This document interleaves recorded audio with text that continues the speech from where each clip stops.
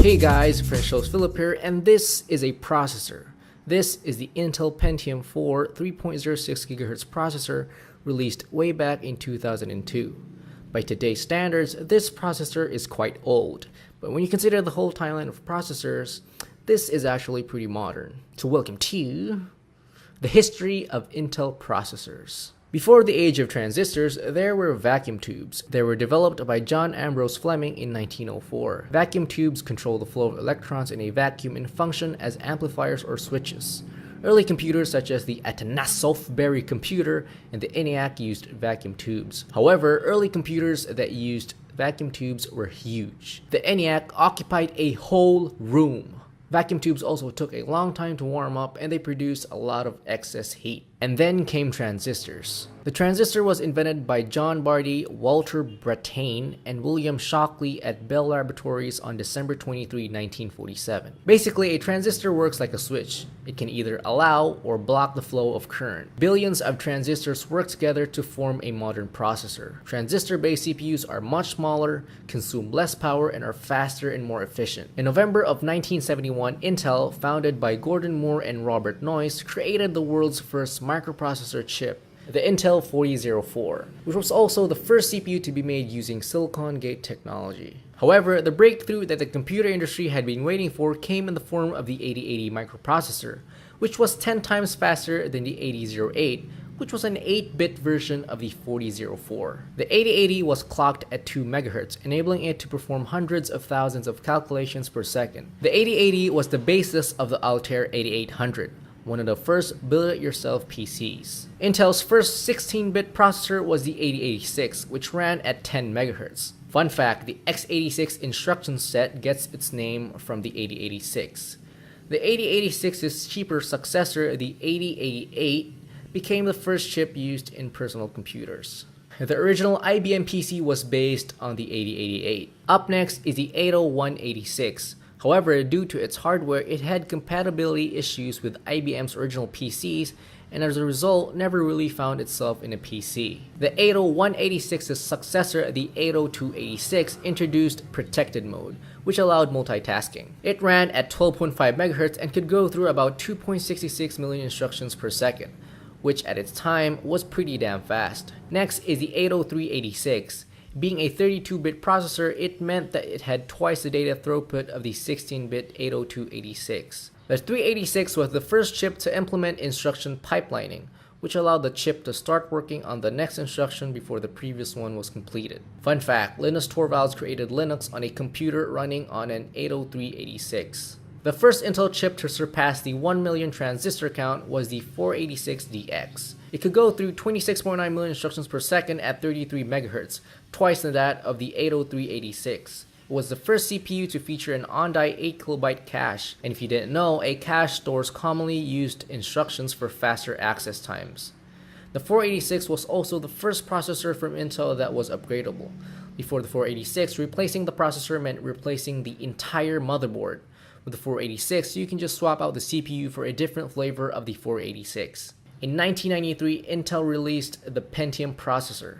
Intel named their processor as such as there were legal issues surrounding how they would trademark the numbers 80586. The original Pentium, also known as the P5, ran at 60 MHz, could perform 100 million instructions per second, had 3.21 million transistors, and a 64-bit data bus. Pentium introduced superscalar design, which enabled the CPU to execute 2 instructions per clock cycle. Some versions also supported symmetric dual processing, meaning you could use 2 Pentiums side by side. Up next is the Pentium Pro. When it came to 32-bit operations, it was awesome, but when it came to 16-bit operations, it was virtually the same as the previous Pentium processors, and it was also very expensive, so it never really became a hit among consumers. While the Pentium Pro didn't really blow up, its successor, the Pentium 2, was a hit.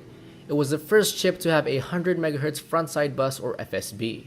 It had 32 kilobytes of L1 cache and 512 kilobytes of L2 cache. The Pentium 2 used features from previous Pentium processors like the Pentium Pro's dynamic execution technology, which allowed the processor to predict incoming instructions.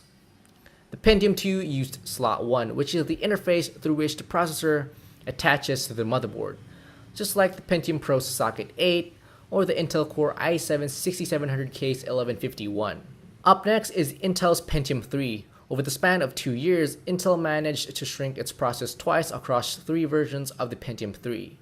Katmai at 250 nanometers, Coppermine at 180 nanometers, and Tualatin at 130 nanometers. The Tualatin, at its time, was the fastest and most overclockable chip. Coppermine and Tualatin brought the L2 cache back on the die, a feature that was missing in the Pentium 2.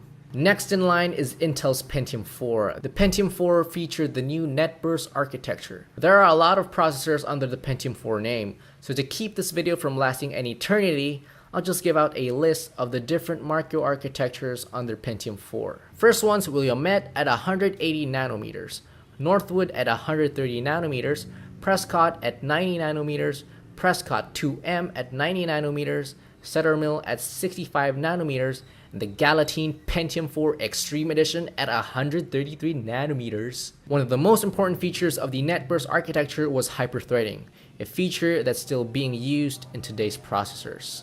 In June of 2006, Intel introduced the Core architecture. The Core architecture brought 64-bit computing, low power consumption, and multiple cores and a single die. The first processors that used the Core architecture were codenamed Merom for mobile computing, Conroe for desktop systems, and Woodcrest for servers and workstations. Mainstream processors were branded as Pentium Dual Core or Pentium, server and workstation processors as Xeon, and desktop and core-based processors as Core 2. Following its current tick-tock cycle, Conroe was succeeded by Penrem, which featured a 45 nanometer process. It would be followed by a shift to the Nehalem microarchitecture, which featured an even smaller 32 nanometer process. Nehalem was succeeded by the now familiar Sandy Bridge microarchitecture, which sported a 32 nanometer process. Sandy Bridge in turn was succeeded by Ivy Bridge and Ivy Bridge by Haswell. Here's a timeline from Sandy Bridge to the current microarchitecture. So it was Sandy Bridge, Ivy Bridge, Haswell, Broadwell, and the current microarchitecture Skylake. Cannon Lake, Skylake's successor, is already slated for a release sometime in 2017, with it sporting a ridiculous 10 nanometer process. It's kind of ridiculous to think that they can make 10 nanometer transistors when the width of a human hair is only 17 to 181 micrometers. To give you an overview of how microarchitectures in the tick-tock cycle differ, we first have to understand Intel's tick-tock cycle. For every tick, Intel introduces more advanced manufacturing technologies like smaller transistors, which leads to better performance and better energy efficiency. Every tock, on the other hand, introduces a new microarchitecture. Anyway guys, that's it for this video. If you guys learned something from this video, leave a thumbs up and hit that subscribe button for more videos like this in the future. Thanks for watching, and I will catch you in the next one.